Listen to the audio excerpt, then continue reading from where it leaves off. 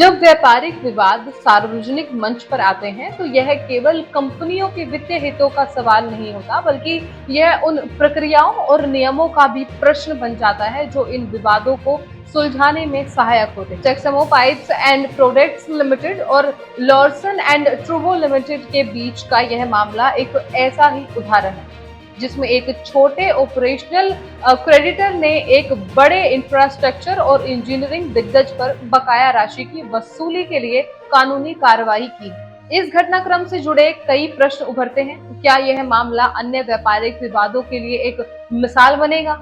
और क्या टेक्समो पाइप्स की यह कार्रवाई उनके व्यापारिक संबंधों पर असर डालेगी? और सबसे महत्वपूर्ण, इस विवाद का निपटारा किस प्रकार होगा? आइए जानते हैं पूरा मामला। नमस्कार, स्वागत है आपका एयर न्यूज में। आज हम चर्चा करेंगे एक महत्वपूर्ण और संवेदनशील मामले पर जिसमें Texmo pipes and products limited ने लॉर्सन एंड ट्रूबो लिमिटेड के खिलाफ बकाया राशि की वसूली के लिए नेशनल कंपनी लॉ ट्रिब्यूनल्स यानी कि NCLT का दरवाजा खटखटाया।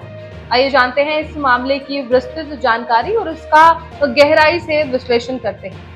Texmo pipes and products limited जो प्लास्टिक पाइप और पाइप्स फिटिंग का उत्पादन करती है, उन्होंने लॉर्सन एंड ट्रूबो लिमिटेड यानी कि LNT के खिलाफ 1 जून 2024 को धारा 9 के तहत एक आवेदन दायर किया। इस आवेदन में टेक्समो पाइप्स ने दावा किया है कि LNT ने उनके 23.51 करोड़ के बकाया का भुगतान नहीं किया है। यह राशि माल की आपूर्ति के बदले में बकाया है, जिसे लेकर टेक्समो पाइप्स ने NCLT में याचिका दायर की। आपको बता दें कि धारा 9 के तहत एक ऑपरेशनल क्रेडिटर कॉर्पोरेट देनदार के खिलाफ कॉर्पोरेट इंसॉल्वेंसी रेजोल्यूशन प्रोसेस शुरू कर सकता है। टेक्समो पाइप्स ने अपने बयान में कहा है कि उन्होंने NCLT का सहारा इसलिए लिया है ताकि वे अपनी बकाया राशि की वसूली कर सकें। टेक्समो पाइप्स ने हाल ही में मार्च तिमाही के परिणामों की घोषणा की थी, जिसमें उनकी आय पिछले साल की समान अवधि के 166.9 करोड़ से घटकर 85 करोड़ रह गई। कंपनी ने तिमाही के लिए 6.8 करोड़ का शुद्ध नुकसान दर्ज किया, जबकि पिछले साल की समान तिमाही में यह नुकसान 75.36 करोड़ का था। वैसे टेक्समो पाइप्स ने मार्च तिमाही में अपने राजस्व में भारी गिरावट दर्ज की। इस गिरावट के बावजूद कंपनी का शुद्ध नुकसान पिछले साल की तुलना में काफी कम हुआ है। यह मुख्य रूप से अन्य खर्चों में कमी के कारण हुआ है, जो पिछले साल की तिमाही में 89.59 करोड़ और इस तिमाही में केवल 7 करोड़ रहे। लॉर्सन एंड ट्रूबो, जिसकी बाजार पूंजीकरण लगभग 4.5 लाख करोड़ है, उसने अभी तक इस याचिका पर कोई प्रतिक्रिया नहीं दी।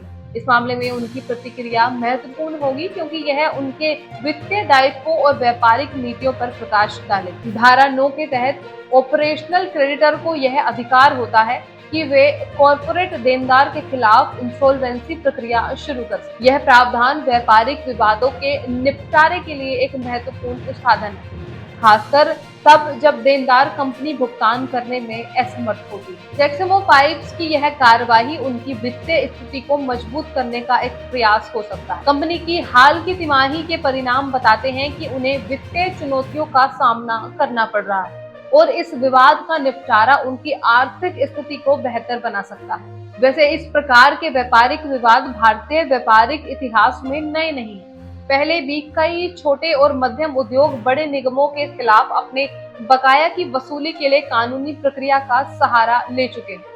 यह विवाद इस बात का प्रमाण है कि व्यापारिक संबंधों में पारदर्शिता और निष्पक्षता बनाए रखना कितना महत्वपूर्ण है। भारतीय व्यापारिक जगत में इस प्रकार के विवाद कोई नई बात नहीं है। उदाहरण के लिए 2017 में एक अन्य छोटे उद्योग ने बड़ी इंफ्रास्ट्रक्चर कंपनी के खिलाफ अपने बकाया की वसूली के लिए कानूनी प्रक्रिया का सहारा लिया था। इस प्रकार की घटनाओं से यह स्पष्ट होता है कि व्यापारिक संबंधों में पारदर्शिता और निष्पक्षता बनाए रखना आवश्यक है। तो इस तरह टेक्समो पाइप्स और लॉर्सन एंड ट्रूबो के बीच का यह विवाद भारतीय व्यापारिक जगत में एक महत्वपूर्ण मामला है। यह दिखाता है कि छोटे और मध्यम उद्योग भी अपने अधिकारों के लिए लड़ सकते हैं और कानूनी प्रक्रिया का सहारा ले सकते हैं।